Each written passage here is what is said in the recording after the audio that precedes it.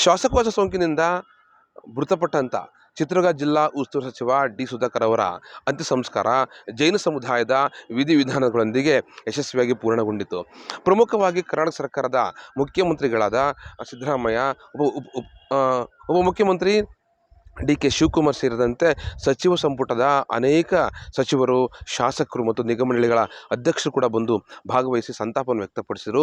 ನಿನ್ನೆ ಬೆಂಗಳೂರಿನಿಂದ ಮೃತಪಟ್ಟಂಥ ಪಾರ್ಥಿವ ಶರೀರವನ್ನು ಹಿರಿಯೂರು ಅಂದರೆ ಸ್ವಕ್ಷೇತ್ರ ಹಿರಿಯೂರಿಗೆ ತಂದು ಅಲ್ಲಿದ್ದಂಥ ನೆಹರು ಮೈದಾನದಲ್ಲಿ ಇರಿಸಲಾಯಿತು. ಅಭಿಮಾನಿಗಳು ಸಹಸ್ರಾರು ಸಂಖ್ಯೆಯಲ್ಲಿ ಬಂದಂಥ ಅಭಿಮಾನಿಗಳು ವೀಕ್ಷಣೆಯನ್ನು ಕೂಡ ಮಾಡಿದರು. ನಂತರ ಸಹಜವಾಗಿ ಪತ್ರಕರ್ತರು ಕೂಡ ಅವರೊಟ್ಟಿಗೆ ಸಾಗದಂಥದ್ದು, ಬೆಂಗಳೂರಿನಿಂದ ಬಂದಂಥ ವಿವಿಧ ಪತ್ರಕರ್ತರು ಕೂಡ ಇದನ್ನು ಕವರೇಜ್ ಮಾಡಿರೋಂಥದ್ದು.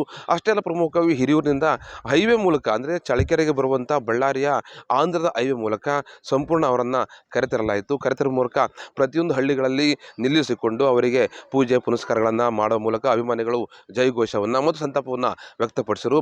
ಪ್ರಮುಖವಾಗಿ ಚಳ್ಳಕೆರೆಗೆ ಬಂದಂಥ ಸಂದರ್ಭದಲ್ಲಿ ಮುಂಜಾನೆ ಅವರ ಮನೆಗೆ ತೆರಳಿ ಪೂಜೆ ಪುನಸ್ಕಾರಗಳನ್ನು ಮಾಡಿದ್ದಂಥದ್ದು ಮತ್ತು ಆನಂತರವಾಗಿ ಡಿ. ಸುಧಾಕರ್ ಅವರ ಒಂದು ಸಭಾಂಗಣದಲ್ಲಿ ಅಲ್ಲಿಂದು ಕೂಡ ವೀಕ್ಷಣೆಗೆ ಅವಕಾಶವನ್ನು ಕಲ್ಪಿಸಿಕೊಡಲಾಯಿತು.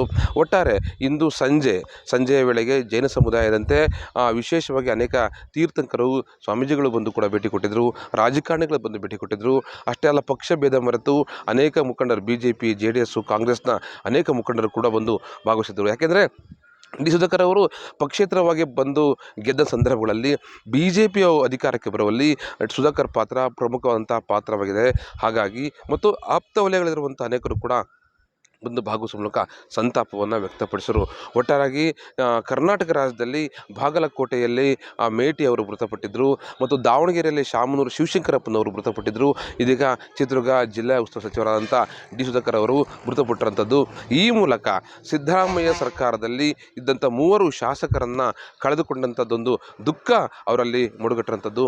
ಅದೇನೇ ಆಗಲಿ, ಚಿತ್ರದುರ್ಗ ಜಿಲ್ಲೆಗೆ ಈಗ ಒಂದು ಸಂತಾಪ ಸೂಚಕವಾಗಿ 3 ದಿನಗಳ ಕಾಲ ರಜೆಯನ್ನು ಘೋಷಿಸಲಾಗಿದೆ. ಅಷ್ಟೇ ಅಲ್ಲ, ರಾಷ್ಟ್ರಧ್ವಜವನ್ನು ಅರ್ಧಕ್ಕೆ ಮಾಡುವ ಮೂಲಕ ಅವರಿಗೆ ಗೌರವ ಸಮರ್ಪಣೆ ಸಲ್ಲಿಸಬೇಕು ಅನ್ನೋದು ಜಿಲ್ಲಾಡಳಿತದ ಆದೇಶವಾಗಿದೆ. ಅದೇನೇ ಆಗಲಿ, ಒಂದು ಕಡೆ ಸಂತಾಪ ಆದರೆ ಮತ್ತೊಂದು ಕಡೆ ಆ ಕುಟುಂಬದ ಒಂದು ನೋವು ಸಂಕಟಗಳು ಇದ್ದವು ಮತ್ತು ಅಭಿಮಾನಿಗಳು ಸಾಕಷ್ಟು ರೀತಿಯ ಸಂಕಟವನ್ನು ವ್ಯಕ್ತಪಡಿಸ್ತಾ ಇದ್ದರು. ತುಂಬ ಆಪ್ತರು ಕೂಡ ನೋವನ್ನು ತೋಡಿಕೊಳ್ತಾ ಇದ್ದರು.